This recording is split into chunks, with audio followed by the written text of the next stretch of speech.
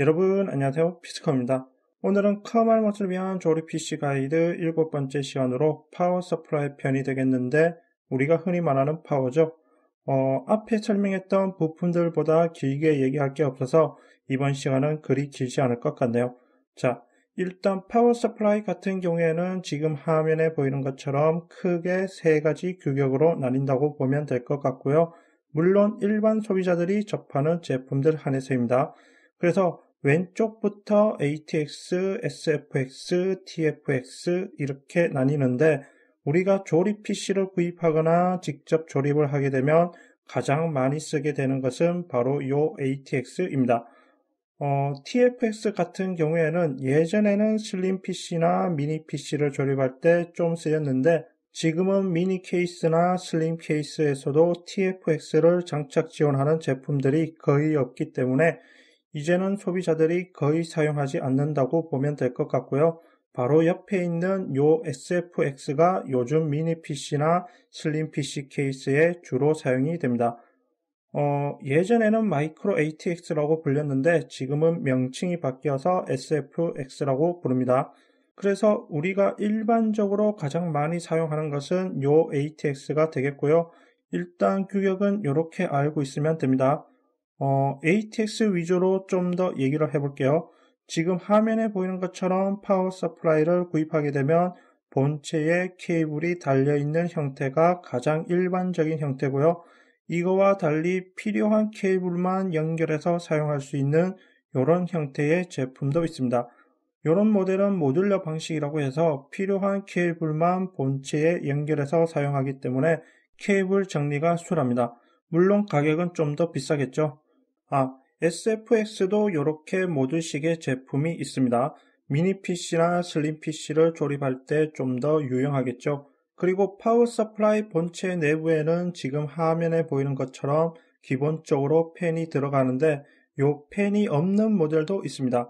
무소음, 팬리스라고 하죠. 물론 가격은 좀 더 비쌉니다. 이번에 케이블에 대해서 얘기를 해볼 텐데, 정확하게는 케이블에 달린 커넥터죠. 메인보드나 그래픽카드, 하드 같은 부품을 연결하는 데 사용되는 커넥터를 얘기해 볼게요. 제가 커넥터를 얘기할 때 24핀, 8핀 이렇게 얘기를 할 텐데, 핀이라는 것은 이 커넥터의 구멍 개수를 말하는 겁니다. 그래서 먼저 화면에 보이는 가장 크고 넓은 커넥터, 요건 메인보드의 전원 커넥터 24핀이라고 해서 메인보드의 메모리 슬롯 오른쪽에 배치된 커넥터와 연결이 됩니다. 그리고 4개, 4개, Y자로 갈라지거나 8개, 그러니까 8핀 하나로 있는 커넥터가 있는데, 요건 메인보드의 보조 전원과 연결이 됩니다. 주로 메인보드의 CPU 왼쪽 윗부분에 배치되어 있습니다.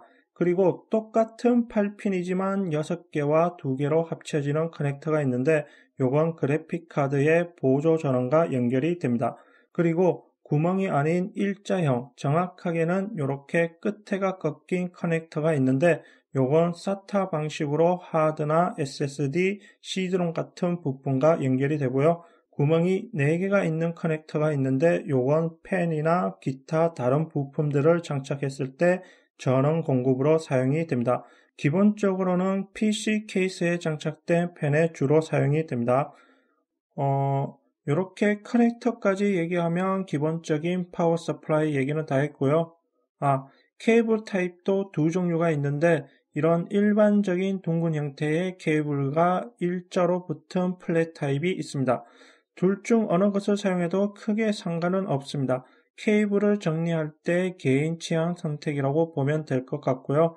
플랫 타입이 납작해서 좋을 것 같지만 플랫 타입도 이렇게 유연한 게 있고 좀 빳빳한 게 있는데, 빳빳한 경우에는 오히려 둥근 케이블보다 못합니다. 그래서 요 점 참고하시면 될 것 같고요. 이제 끝으로 파워 서플라이를 고를 때 알아둬야 하는 부분에 대해서 얘기를 해볼게요. 일단 용량이 클수록 가격이 올라갑니다. 다시 말해 파워 서플라이가 공급하는 전력량이 많을수록 비쌉니다. 그리고 제품을 고르다 보면 모델명에 요런 80 플러스라는 문구를 봤을 텐데, 요건 80 플러스 인증이라고 해서 전력 효율을 말하는데, 우리가 흔히 가전제품을 살 때 에너지 효율 등급을 받죠. 그거와 비슷한 개념이라고 보면 됩니다. 그래서 80 플러스 인증에도 등급이 있는데 기본 스탠다드부터 최고 티타늄까지 있으며 등급이 높을수록 전력 효율이 좋아서 낭비되는 소비 전력이 적겠습니다. 물론 등급이 높을수록 가격은 비쌉니다. 그래서 이 인증을 받는 것도 비용이 있기 때문에 인증을 받지 않은 모델보다 좀 더 비싼 편입니다. 그래서 인증을 받지 않고 제조사 자체적으로 전력 효율 테스트를 해서 제품에 언급하는 경우도 있습니다. 그리고 파워 서플라이는 정말 브랜드가 많죠. 예전에는 80 플러스 인증이 없을 때 품질 차이가 커서 일명 뻥파워 사건도 있었는데, 뻥파워라는 것은 품질이 떨어지는 파워 서플라이를 사용했을 때 메인보드나 그래픽카드 파워 서플라이가 망가지는 것을 말합니다. 그런데 요즘은 웬만한 브랜드들은 품질 평준화가 되었다고 보면 되기 때문에 크게 브랜드를 따질 필요는 없습니다. 특히 해외 브랜드 제품들은 대부분 80 플러스 인증을 받아서 파워 서플라이를 잘 모를 때는 무난하게 80 플러스 인증 제품을 구입하면 되겠습니다. 요즘에는 AS 기간이 긴 제품들도 많이 나오기 때문에 AS 기간을 보고 구입하는 것도 하나의 좋은 팁이 되겠네요. 그럼 이것으로 파워 서플라이 시간을 마치도록 하겠습니다.